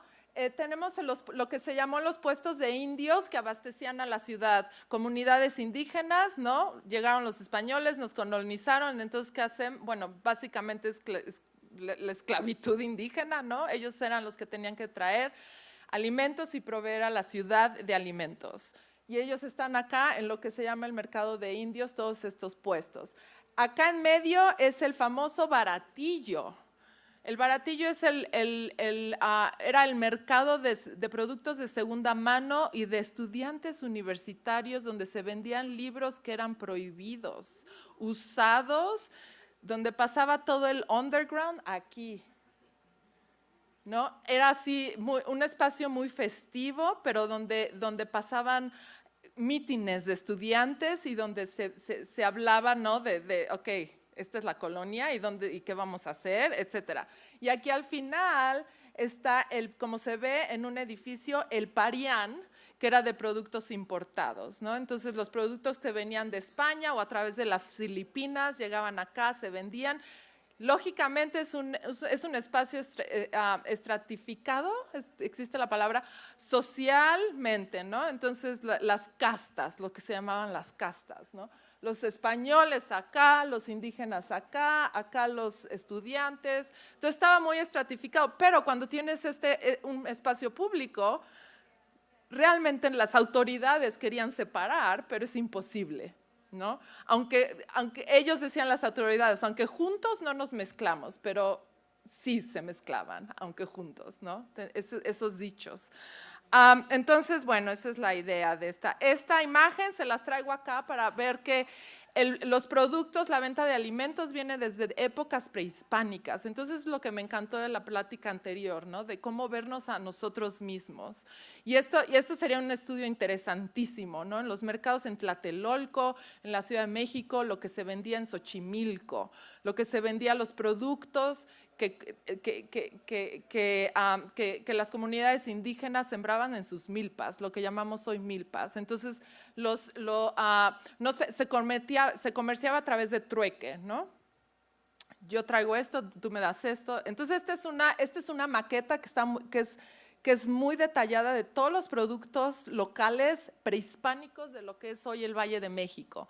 Y esta maqueta está en el Museo de Antropología y la traigo aquí solo como para ilustrar, ¿no? Que el mercado es la plaza, desde antes que llegaran los españoles.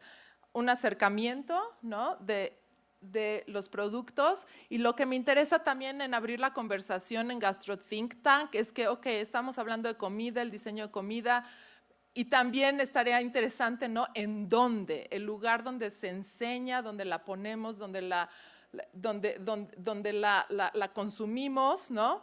Y las personas que hacen eso, ¿no? ¿Quién la trae, quién la moviliza, etcétera? Entonces, esta es una imagen solo para ilustrar el momento prehispánico. Ahora, el Zócalo rapidín, esta es una imagen aérea de lo que es la plaza en la Ciudad de México.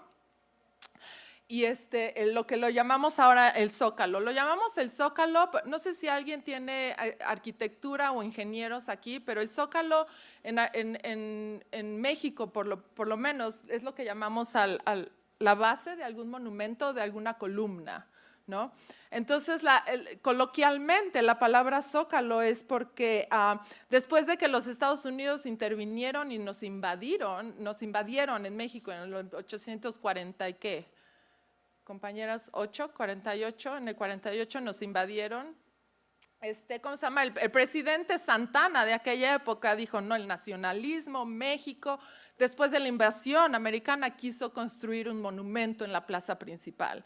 Empezó a construir el monumento, pero no se acabó. Y lo único que quedó construido fue el Zócalo.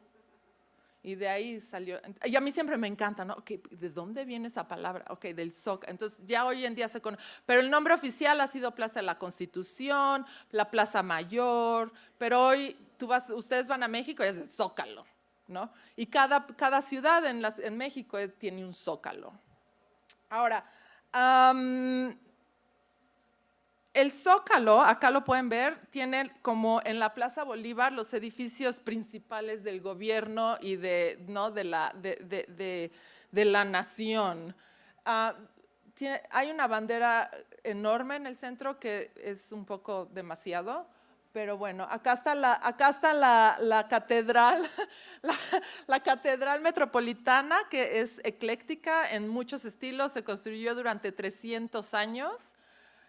Se acabó el Palacio Nacional, donde gobierna el presidente, ¿no? Acá está la legislatura, acá está el gobierno de la Ciudad de México y después la justicia. Y acá son comercios. Y la plaza así ha sido desde la colonia, ¿no? Pero ha cambiado, pero es el centro del país. Y como no sé qué tanto Colombia, pero en México es un país centralizado y en Latinoamérica así son los países, ¿no? Es la capital. Ahora, el Zócalo ha sido, déjenme pasar a la siguiente. Ahora, el Zócalo ha sido el centro material, simbólico y político del país desde la fundación de la ciudad mexica o azteca en Tenochtitlán en el 325. Hoy en día es un enorme espacio, como lo vieron, abierto de aproximadamente 200 metros de cada lado con la enorme bandera. Más que el Zócalo es un palimpsesto, lo que llamo palimpsesto, arquitectónico y performativo, ya que los restos de edificios pasados son visibles en el entorno construido. Acá ven los restos del Templo Mayor, el Templo Azteca está ahí, ¿no? Entonces son como layers, capas históricas. durante más de 5 siglos, el Zócalo ha sido el sitio performativo más dinámico de la ciudad para a un público espectador. Durante la época colonial se escenificaban allí representaciones destinadas a asegurar, por supuesto, ¿no?, la lealtad a la corona, a la monarquía, como la Jura del Rey, la Avenida. No sé si ven las noticias, pero como la reina, ¿no?, de ahorita de Inglaterra, que las procesiones y bla, bla, bla, eso pasaba acá, ¿no?, en la colonia. La avenida de la religión, también procesiones religiosas, manifestaciones pero también ha habido manifestaciones escénicas de resistencia, como protestas, con fuerte componente teatral. Todas tienen componente teatral. El Zócalo ha sido entonces el sitio principal de México para debatir y escenificar la construcción de una identidad e historia. Y tiene que ver con comida. La identidad de un país está ligada a la comida, ¿no? El performance nos brinda, lo que argumento en este libro, es que el performance nos brinda una ventana para comprender mejor el papel del Zócalo en la creación de la historia y la identidad mexicana. Traduzco esto en Bogotá, porque estoy aquí y les estoy hablando a ustedes. Por ejemplo, el performance o el gastroperformance nos podría dar una ventana para comprender mejor el papel de los espacios públicos o de nuestras universidades en la creación de una identidad, ¿no?, colombiana o bogotiana, ¿no? A lo mejor puede ser que no, ¿no? Ahora, esto les voy a dar rápido un collage de lo que pasa día a día en el Zócalo. Si ustedes van al Zócalo, no se van a aburrir, hay de todo. Hay danzas indígenas, necesitan una limpia, ahí se las hacen. Necesitan un libro, la última publicación, ahí la compran. Necesitan ir al Museo Arqueológico, ahí. Quieren probar los mejores tacos, también ahí. Pasan muchas cosas, entonces les voy a dar una como probadita, ¿no? Ahora sí que usando el lenguaje de la comida. ¿Cómo hago aquí el play? Vamos a ver. ¿Hay sonido? Sí, a ver si no está muy alto.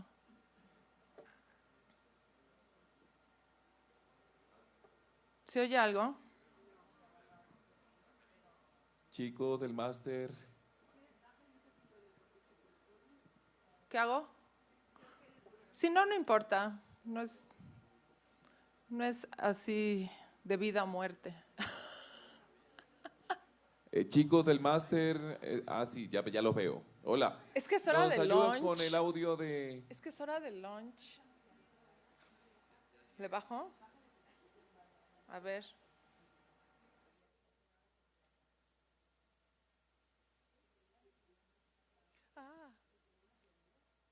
Si no, no importa, así en silencio, se lo imaginan. Ya están revisando, ¿cierto? ¿Es de allá? Entonces, espérate. ¿Es de aquí? ¿Soy yo? Ay, sí, mira, está en mute. ¿Y cómo lo...? Acá. Ahí, si quieres, ahí, listo. Ahora sí, tápense los oídos. No, aquí lo va a poner así y aquí le bajo. ¿No? Eso. A ver, ahora que desde… Ya estamos. Gracias, Eduardo. A ver. Ahora le bajé mucho.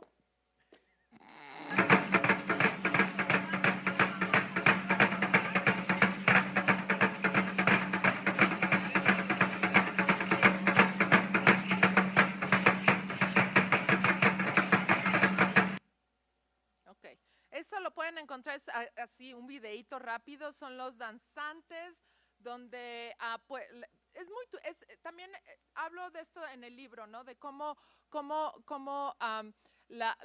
los indígenas que han sido expulsados, ¿no?, desde la colonia, de la plaza, ahora la retoman o la usan en una cuestión o con un propósito para ahora sí que para ganar dinero, ¿no? Entonces usan a los turistas que están ahí, entonces crean danzas, ¿no? Y los turistas dan dinero y pues así hacen su negocio fuera del sistema. Y también, ¿sirve mi micrófono? Sí. Y también uno se puede hacer una limpia si la necesitan. Ahora, Ahora, esto también son imágenes de lo que pasa ¿no? Pasa de todo en el Zócalo. En el invierno se hace una pista de hielo, acá está abajo, tenía yo mi pointer acá. Acá está abajo el artista Tunic, que llenó el Zócalo con todo mundo encuerado, hizo muchas fotos. Después acá está el Día de los Muertos, ¿no? Muy turístico también. Hay lucha libre, hay de todo hoy en día, ¿no? También hay protestas, ¿no? Protestas, hicieron un Judas de nuestro expresidente Enrique Peña Nieto y pues va ahí, ¿no? Ya se imaginan. También hay protestas, ¿no? Esta es una protesta para los 43 de Ayotzinapa, los desaparecidos, a diario. Hay protestas, pero todo es teatral. Entonces yo tomo el performance con esta definición de algo que puede ser donde haya un público y alguien haciendo una representación, ¿no? Entonces no tiene que ser en un teatro. Y ahora no pasa esta. Ya. Esta es otra manifestación y así esto pasa todo el tiempo en el Zócalo. Esta es la portada del libro. Ahora, rápido, ¿de qué trata? Performance en el Zócalo examina las formas en que esta plaza pública ha alcanzado un significado simbólico a través de los siglos y cómo se ha representado allí la identidad nacional, étnica y racial. Destaco cómo ciertos eventos y performances se construyeron reusando o reciclando arquitecturas y prácticas performativas pasadas para nuevos propósitos. Y esto lo veo con este retome de vernos a nosotros mismos y ver lo que se produce en Latinoamérica, de alguna manera reciclar también, ¿no? Y eso es algo que somos muy buenos los latinoamericanos. No tenemos suficientes recursos, bueno, nos las ingeniamos, reciclamos, usamos lo que podemos y es algo que es muy valioso. Discuto el papel singular de la memoria colectiva en la creación de significados a través del espacio urbano, brindando una nueva perspectiva y comprensión del problema de la relación de México con su propio pasado. O sea, la memoria colectiva, ¿no? Lo que recordamos en un espacio a través de los usos específicos como el performance en el Zócalo. No describo conmemoraciones, sino las analizo en relación entre el espacio público y la invención de un imaginario mexicano. Y Natalia creo que mencionó la idea de un imaginario, ¿no? Este imaginario, entonces, ¿cómo construimos eso? Y generalmente, si ustedes piensan los imaginarios o cómo nos acordamos de situaciones de comida, de un evento, etcétera, es a través de acordarnos del espacio, ¿no? En qué edificio fue, en qué salón fue, cómo se veían las cosas. Para ello analizo cinco performances diferentes en 4 momentos históricos diferentes en los últimos 500 años en México. Entonces ahí es donde vino mi trabajo como historiadora en archivos. Nuestra historia, probablemente la de Colombia también, está en archivos alrededor del mundo, ¿no?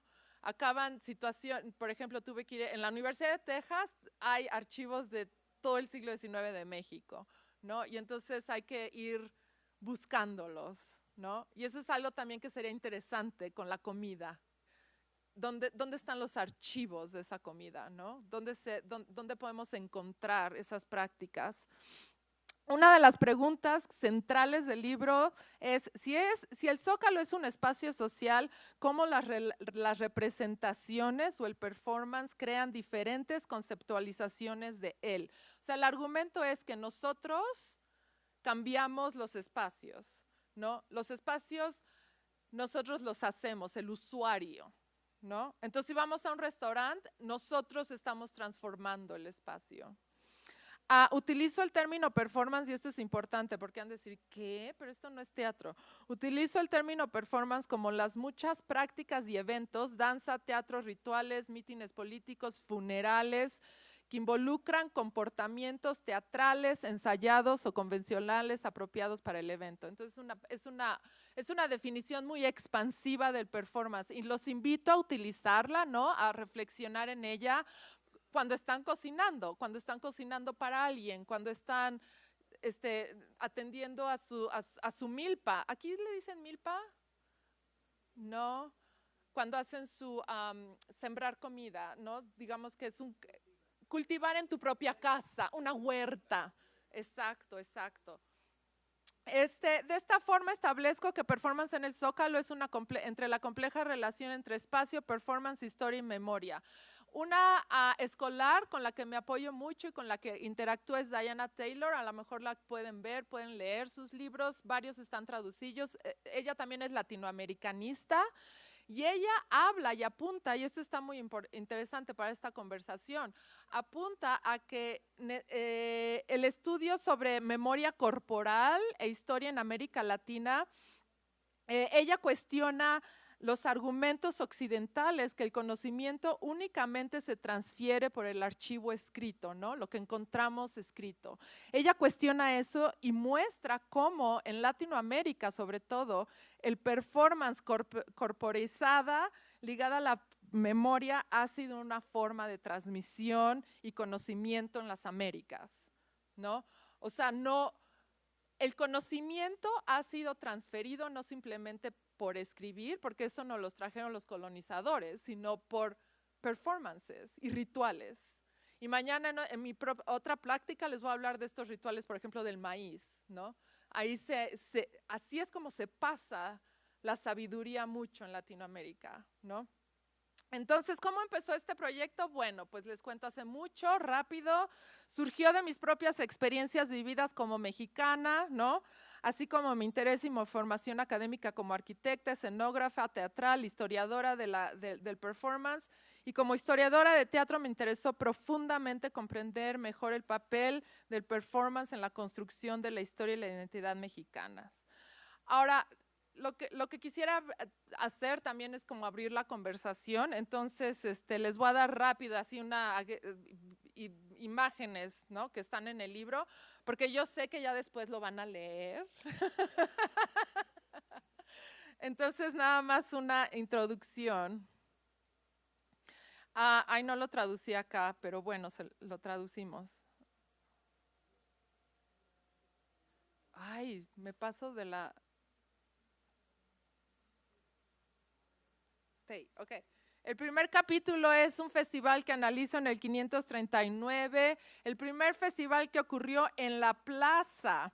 Y en esta plaza, en la colonia, ¿no? Después de que destruyeron la ciudad azteca, construyeron encima de ella la nueva ciudad, la nueva plaza, hicieron un festival cívico y en él, por supuesto, había comida. La escenografía que hicieron para hacer habían espectáculos con animales, batallas, ¿no? De estas batallas de moros y cristianos, y había banquetes, ¿no? Entonces todos estos banquetes ocurrían en la plaza y las escenografías eran naturales. Los indígenas fueron los encargados en construir todas las escenografías que eran hechas de plantas, animales, pájaros.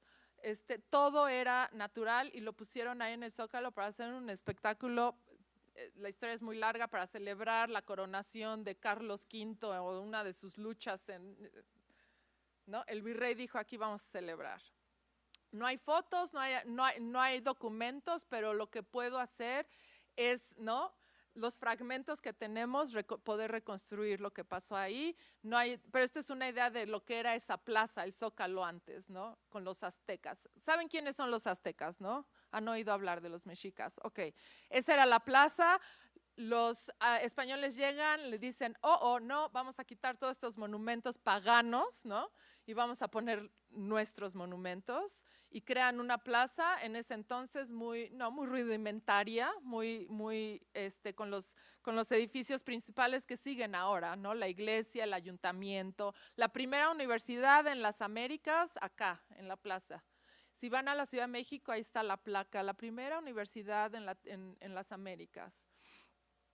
Entonces en ese paseo analizo ese en ese capítulo, en el segundo capítulo voy más adelante en la colonia, que es donde veo a las prácticas en el mercado y cómo se interactuaban las diferentes castas, porque la sociedad, los españoles nos tenían muy divididos por lo que llaman castas, que eran económicas, sociales, étnicas. Pero en el mercado y comiendo, no había manera en que mantuvieran a todos separados, ¿no? Entonces esta es una pintura de castas, que generalmente lo que hacían era, estas pinturas que a lo mejor las tienen también en Colombia, muestran a una pareja de, ¿no? Un español se casa con un indígena, entonces sale un mestizo y un bla, bla, bla, bla, bla, bla, ¿no? Entonces tienen estas clasificaciones, que eran nada más las ganas de imponer este orden social que realmente nunca se mantuvo, sino la gente se movilizaba económicamente por clase. Entonces esta pintura es muy única porque es la única que se muestra en el mercado y en el Zócalo, en lo que hoy es el Zócalo. Es la misma que les enseñé. Esta, les dije de los mercados, pero es una pintura que habla de una procesión. Y ahí va en la procesión del virrey, ahí va a visitar la iglesia. Ya perdí ahí va a visitar, ¿no? La iglesia. ¿Dónde está?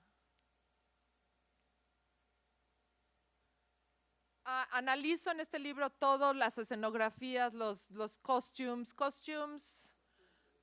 no, disfraces, vestuario, vestuario, ahí vamos. Esta es otra de las pinturas de esa época, también se ven los mercados. Escena del mercado en el siglo XIX, Museo Nacional de Historia. Igual, ¿no? Los indígenas y mestizos eran los que proveían la ciudad, ¿no? Y eso es problemático, ¿no? Porque traían el producto, pero quien tenía la ganancia era otras partes de la sociedad, ¿no? El capítulo 3 veo el siglo XIX como el siglo en que se impone el liberalismo, ¿no? México se independiza y entonces un gran nacionalismo, ¿no? ¿Cómo construimos una identidad nueva? Pues somos mestizos, no somos ni españoles ni indios, somos la mitad, que también es problemático porque homogeniza, ¿no? Homogeniza diferencias. Entonces, bueno, encontré estas fotos en los archivos de esta gran procesión cívica. El capítulo 4 veo estudio un ejemplo bastante más contemporáneo de los zapatistas, que tienen que ver mucho con también la agricultura y agricultura sostenible en México. No sé si han oído hablar del zapatismo, del movimiento zapatista. Entonces hablo sobre cuando llegaron a la Ciudad de México y la gran recibida que tuvieron nacional e internacional. Ellos son hoy en día comunidades autónomas en el sur de México, autónomas completamente. Ellos siembran su comida, ellos tienen una filosofía muy, muy interesante que más y más la academia y academia fuera de Latinoamérica ve como ejemplo, como un posible futuro sostenible. En el 5 veo el Bicentenario en la Ciudad de México, es el último capítulo y lo veo como una gran representación turística y folclórica de lo que es México, ¿no? Todos aparentemente bailamos folclore y todos aparentemente nos vestimos como Frida Kahlo y todo, ¿no? Entonces esta identidad que es la turística. Y esta es una crítica también de este Festival Nacional, que en vez de usar talentos artísticos del país, trajeron el gran productor, el gran diseñador del festival fue de Australia, ¿no? Entonces trajeron diferentes de otros países, ¿no? Y en México tenemos muchos talentos. Y los artistas que trabajaron en el Bicentenario tuvieron que play by the rules, jugar con las reglas, ¿no? Entonces, por más que son experimentales, estos artistas tuvieron que hacer, ¿no? Como lo dice otro historiador, el folclore de pacotilla, ¿no? Acá está partes del Bicentenario, entonces, ¿no? Fue gran celebración. Y como conclusión, acabé el libro justo cuando cambiábamos de presidente, que aquí ustedes acaban de cambiar, ¿no? De gobierno. Entonces, era en ese momento en México. Acabé la conclusión por ahí finales del 18. Y lo que concluyo es que el Zócalo un escenario público, el más disputado, disputado del país, ¿no? Concluyo con la toma de posición del presidente AMLO, de López Obrador, en el Zócalo y la participación indígena en la misma. Y lo que acabo argumentando es que a través de estos performances y conmemoraciones, mi libro describe el Zócalo como un lugar de, desgraciadamente, represión, rebelión, pero también liberación. Entonces, esta es mi aportación de hoy, ¿no? Que tal vez podemos pensar en los espacios públicos y cómo se relacionan con la producción, consumo y decolonización de la comida. Y lo voy a dejar aquí porque puedo hablar 3 horas más, pero creo que tenemos que comer. Gracias.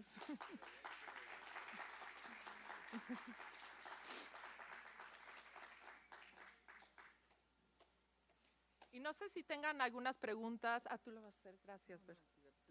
Tú vas a contestarme. ¿Alguna pregunta para Ana? Gracias, Eduardo. Ya todos tienen cara de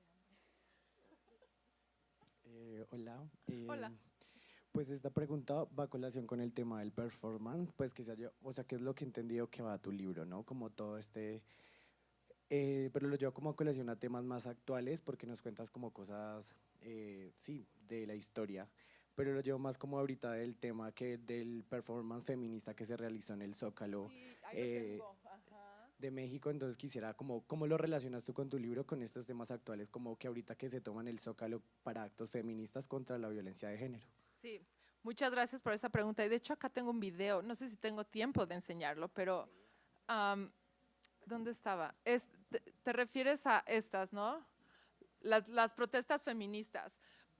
Desgraciadamente por todos los femicidios, ¿no? que ahorita están en México. ¿Cómo lo relaciono? Bueno, es que el libro empieza, ¿no? Empieza en la colonia, pero la idea es que sigue, ¿no? Es un documento vivo, porque el Zócalo no se acaba, no, la gente no sigue, paró de demostrarse. Ahora, las protestas feministas, si tuviera que continuar o estuviera escribiendo el libro hoy, sería un capítulo. No hay de otra. Tiene que ser. Aparte porque cuando tomaron las mujeres el Zócalo, bailaron en coordinación, o sea, fue algo que, y les puedo pasar el video, fue algo así de, no puede ser, eso sería otro capítulo. Ahora, también el argumento es que ahora con las redes sociales, ¿no? Se organizaron, hubo otras protestas en contra de Peña Nieto y estudiantes y bla, bla, y todo el mundo se organizó por, ¿no? Social media, por redes sociales. Pero a final de cuentas, lo que más tuvo impacto fueron los cuerpos en la plaza. Sí, las redes sociales nos ayudan mucho, pero a final de cuentas lo que hace más el impacto es eso, ¿no? Ver a miles de mujeres bailando, protestando y diciendo, cuento yo, ¿no? ¿Y cuándo nos van a hacer caso? ¿Quieren que les ponga el video o no? ¿Tenemos tiempo? ¿Sí? Sí. A ver, a ver si lo hago desde… Vamos a ver, tápense los oídos por si está muy fuerte. ¿Puedes colocar la presentación, por favor? Pero ¿sabes qué? No, tengo un link y no sé si sirve el link. ¿Sirve el link? Sí.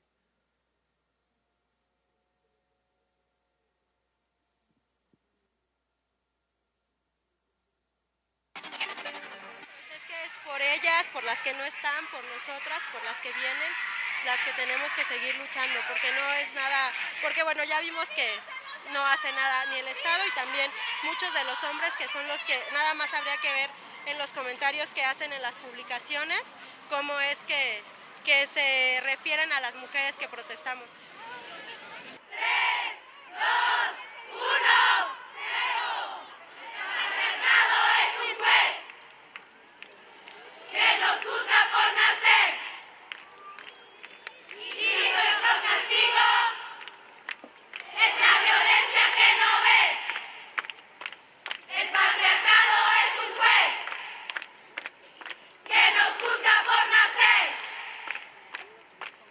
¡Y nuestro castigo!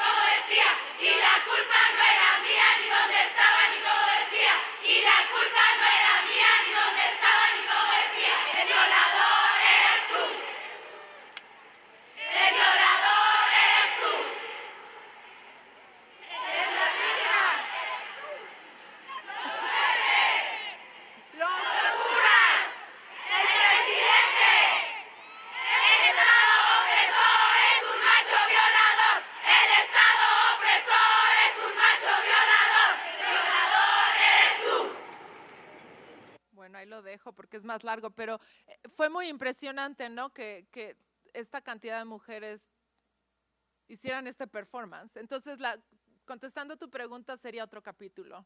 A lo mejor hay que hacerlo. Empezar como un artículo, ¿no?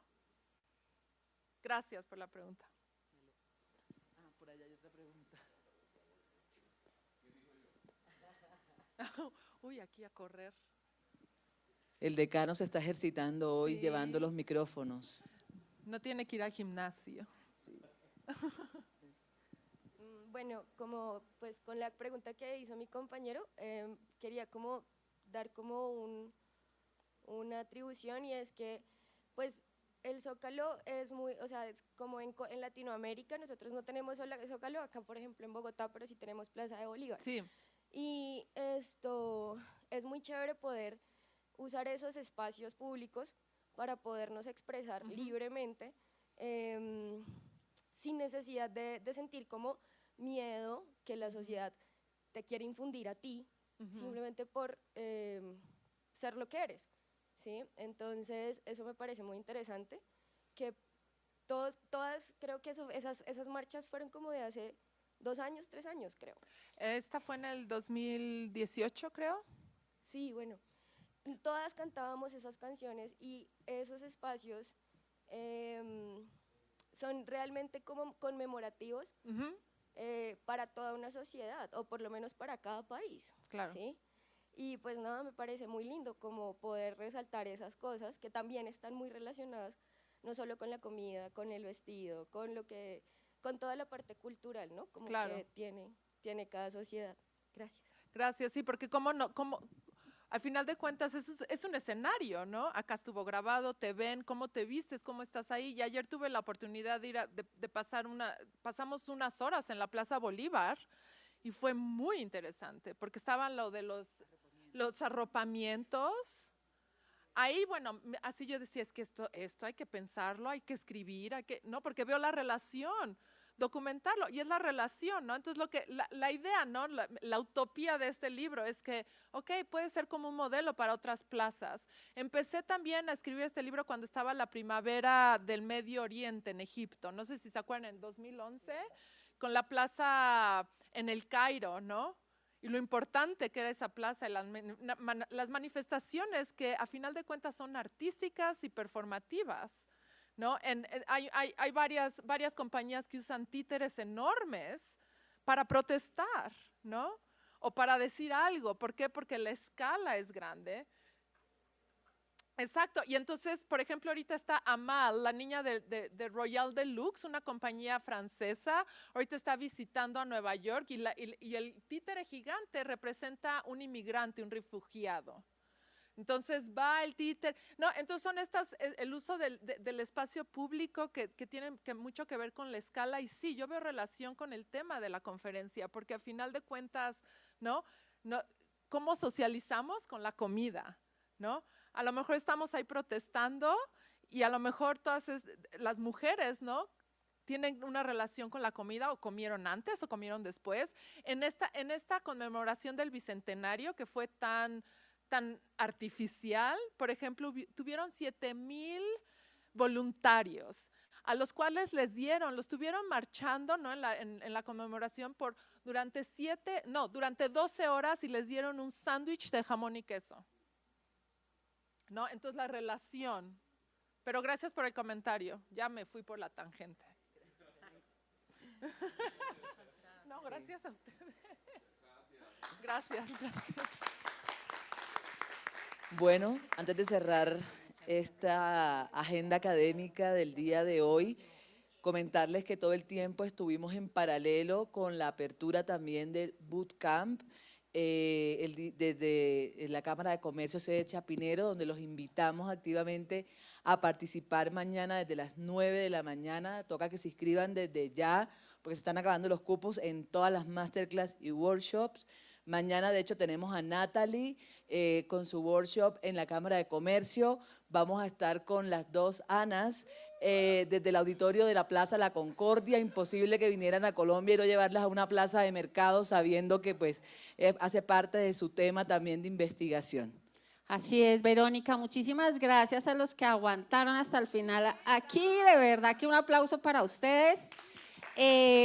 Los demás chicos, muchos están en este momento en la Cámara de Comercio, les quiero decir, porque allí también teníamos planteadas unas masterclass, el profesor Alejandro Otálora estaba allá, nuestras invitadas de México, Claudia y Alejandra. Claudia y Alejandra estuvieron haciendo un tema maravilloso allá, muy práctico, así que bueno, el festival está abierto, nos queda toda la tarde para visitar el Centro Histórico, el Museo de Trajes de la Universidad América, la Casa Museo Quinta de Bolívar, y bueno, los esperamos en todos los espacios que tenemos diseñados. Compartan www.lenguajesgastronómicos.com, allí está toda la programación. Muchas gracias. Feliz almuerzo y como dice Francesca Sampolo, Happy Food Design.